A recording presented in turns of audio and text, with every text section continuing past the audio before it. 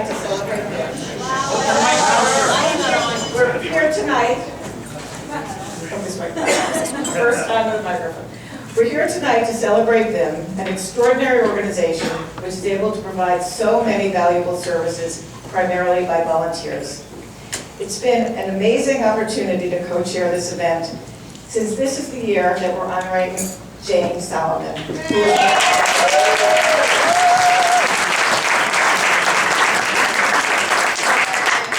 who is my wonderful, caring friend, as well as a gift to VIM.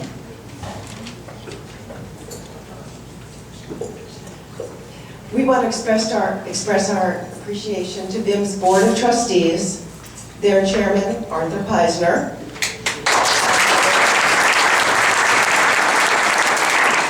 the entire staff of VIM, and our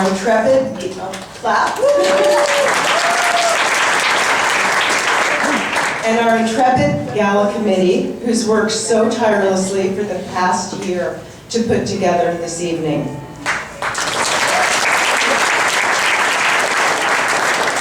Will the members of the gala committee please stand?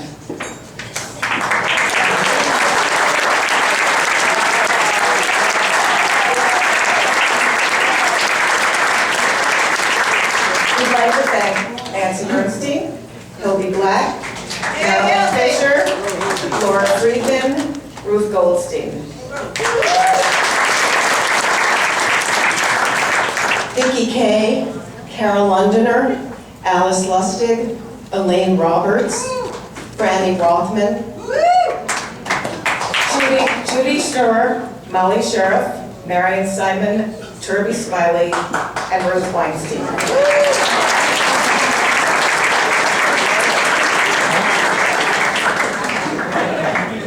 We have a sold-out crowd this year, which I believe is the result of the uncertainty and chaos of the current health crisis, which leads to a growing sense of the need for organization like VIM, and the large turnout is also a result of Jane being the honoree.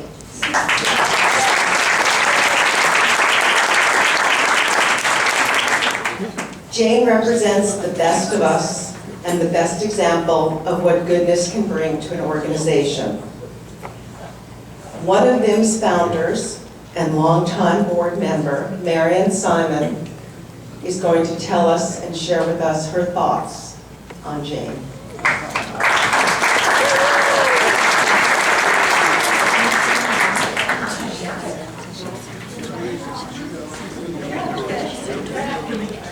Oh, thank you.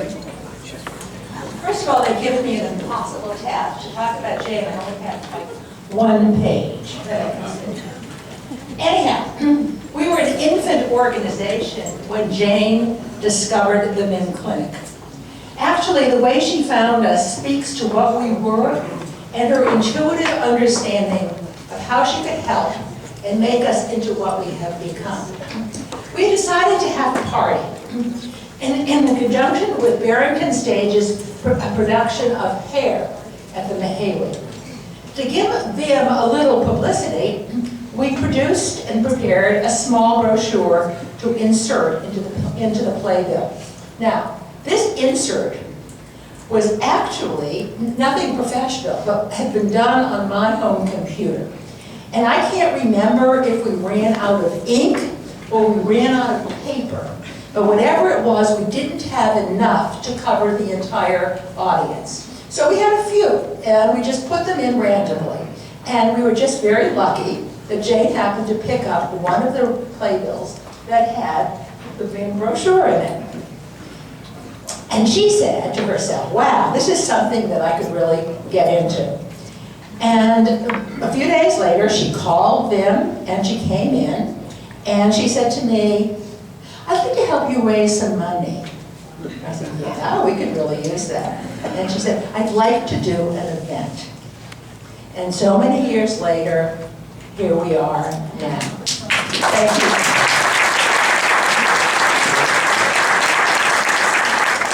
In essence, Jane adopted VIM, and VIM adopted Jane. And as we have come through our infancy, childhood, and a somewhat turbulent adolescence, she has been an extraordinary parent, and a proud one also. She has brought in so many friends and speaks so highly and knowledgeably about what goes on. And she can talk about our patients firsthand because she's there in the trenches as a translator. She always listens, offers sage advice, and discipline when needed, but most important, like a good parent, she's always there with her love.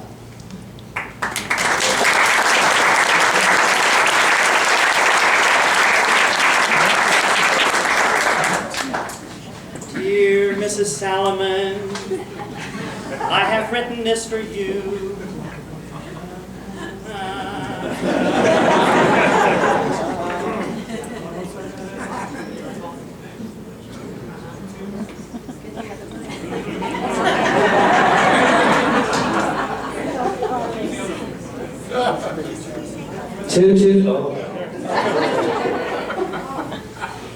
Dear Mrs. Salamon, I have written this for you, and I'm here tonight to sing it so you'll know.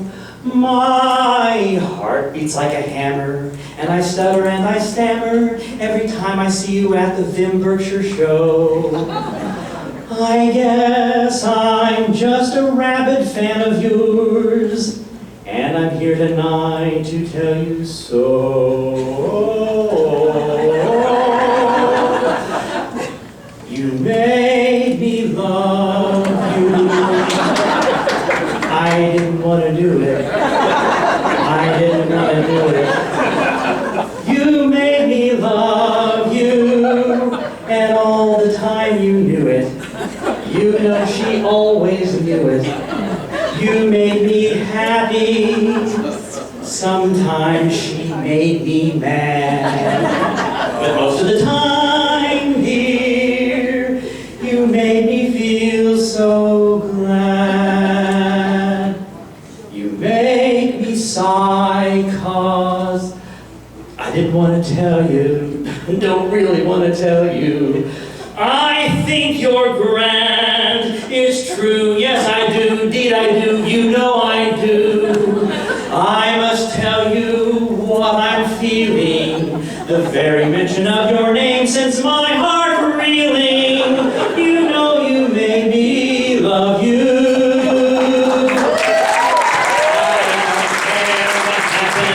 Let the whole world stop.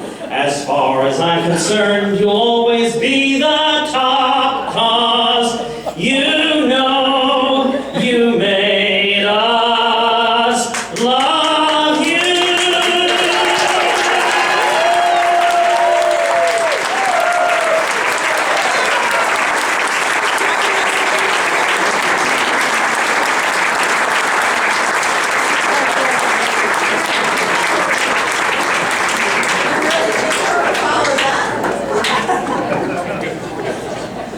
For those of you that know me, I don't fluster very easily. But tonight is kind of different, and I'm really very, very, very flustered. So to Art, our glorious leader, and the whole board, and the entire fabulous VIM Gala committee, you know, it's a little bit awkward to be thanked for something that you really love to do. And I really love to be at VIM. And I also want to thank the very quiet, strong, and wonderful person that never says no to me and lets me do whatever I want to do. And my terrific family, all of who came up here tonight just to be here. And I'm so thrilled that they're here to see this, because I could never have ever explained to them what you did, Robert. Marion told the story of how I got involved at VIM. And the day after that fundraiser, I went in and asked if I could please be a volunteer. And it was really a very, very turning experience in my life. The concept was fascinating and the clinic was awesome, but it was the patients and the patients' stories that really drew me in. The brochure was that hook, but it was all the patients that really made me want to stay. Finding patients in those early days was very challenging. We had this wonderful little clinic, and we had the doctors, we had everyone lined up, and we had no patients. So outreach became my first job. I speak Spanish, as you heard, so I would go out. The first job that I ever had was to go up to Lenox High School at night, when English as a second language was being taught.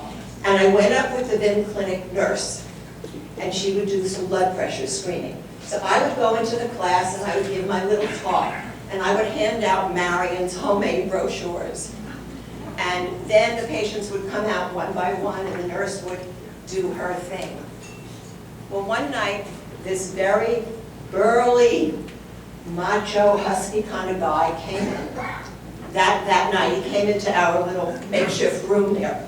And the nurse took his temperature, she listened to his heart, and she took his blood pressure. And I could see there was alarm all over her face. And she said to him, "When was the last time you saw a doctor?" And he said, "I've never seen a doctor." And she said, "Do you get headaches?" And he said, "I get so many headaches and I'm so dizzy all the time that I've just lost a series of 3 jobs as a dishwasher." So she said to him, "Well, I really think you need to see someone right away." And she went to give him her clinic card from Berkshire, from VIM, and he said to her, "Oh, no, he recoiled." He said, "I can't do that." He said, "I'm supporting my siblings back home, and I have a young family here. I have a wife and a new baby," he said, "and I can't risk being deported." Well, you know, we cajoled and we begged and we talked to him and we explained to him that everything would be safe. And we thought he had him convinced, but all of a sudden he put down the brochure and he stood up and he left the room. I was devastated. But she said to me, "You know, Jane, this is what happens. You win some and you lose some."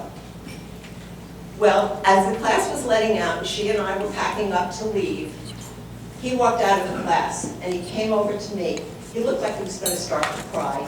And he said, "Would it be okay to give me the card back?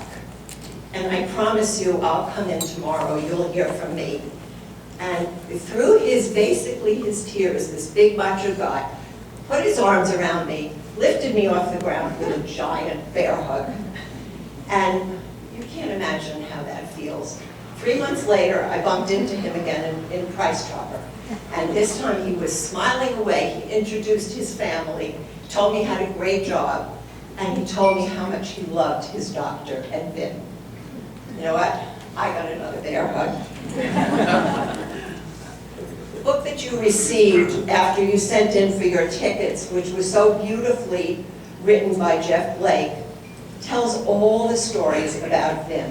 I hope you'll read it, because it's just so touching when you do that.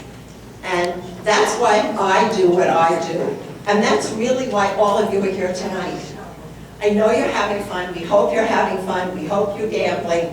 But please know that really what you're doing underneath everything is helping a neighbor here in the Berkshires to not have to make a choice between rent and shelter and seeing a doctor. That old green Xerox flyer from Marion, that first brochure, is what hooked me. But the brand new one is on your table tonight, and we're debuting it. I hope you'll read it and look at those faces. Try to hear those stories. I thank you again for this honor and for the privilege to work in and for this clinic that I so love. Please help us keep on going. And you know what? Tonight, you're all getting bear hugs. I thank you.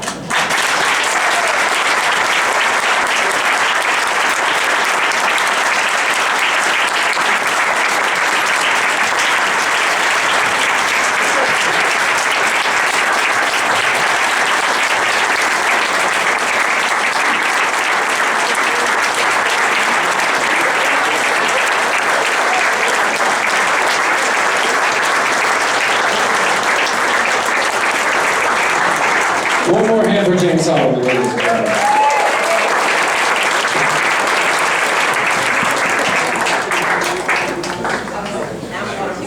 Anybody want to have fun?